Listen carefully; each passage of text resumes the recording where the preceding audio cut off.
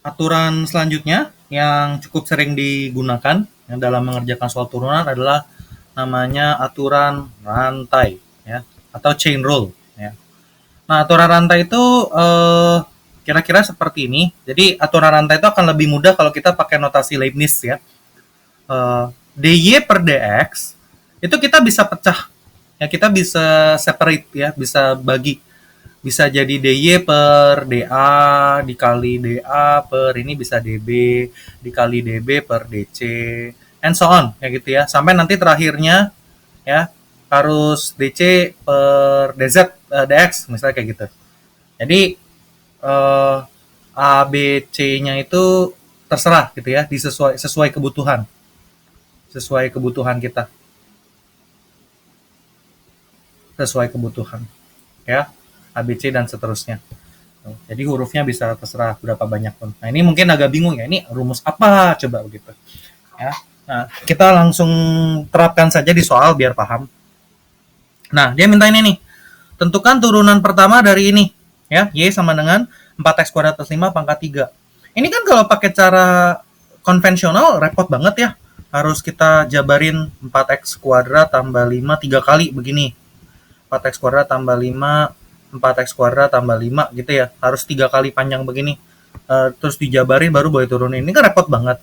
Nah, dengan bantuan aturan rantai kita bisa manipulasi ya. Misalnya kita anggap ini kotak begitu ya.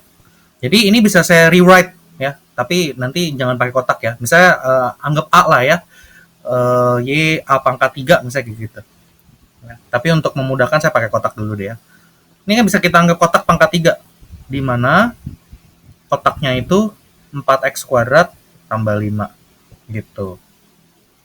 Nah, sekarang dengan bantuan simbol Leibniz kita bisa cari nih masing-masing.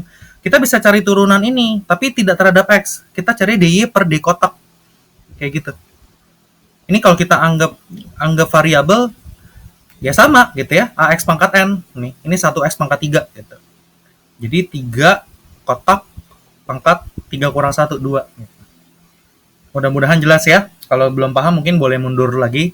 Jadi ini seperti sama kayak kita kerjain ini. Y sama dengan X pangkat 3 gitu ya. X-nya diganti aja. Y sama dengan A pangkat 3. Y sama dengan segitiga pangkat 3. Itu kan bisa dikerjain semuanya. Gitu. Kira-kira seperti itu. Ya. Nah, terus sama.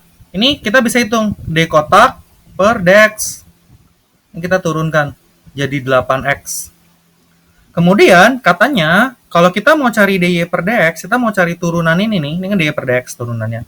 Itu bisa dengan dy per d kotak dikali d kotak per dx. Kalau kata aturan rantai. Habis itu dy per d kotak itu 3 kotak kuadrat dikali, nah ini ya, dy per d kotak ya, 3 kotak kuadrat ya, dikali 8x. Masalahnya kotak itu kan bikinan kita, harus kita kembaliin lagi.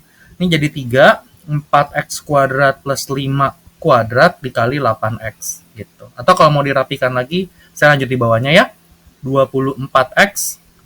Ingat, ini boleh kalinya sampai sini aja ya. Ini tidak boleh dijabarkan ke dalam ya. Ini nggak boleh. Gitu. Ini nggak boleh ya, seperti itu. Nah, dah, ini jawabannya. Dengan bantuan rantai kita tidak perlu menjabarkan lagi, tapi cukup seperti ini saja sudah bisa.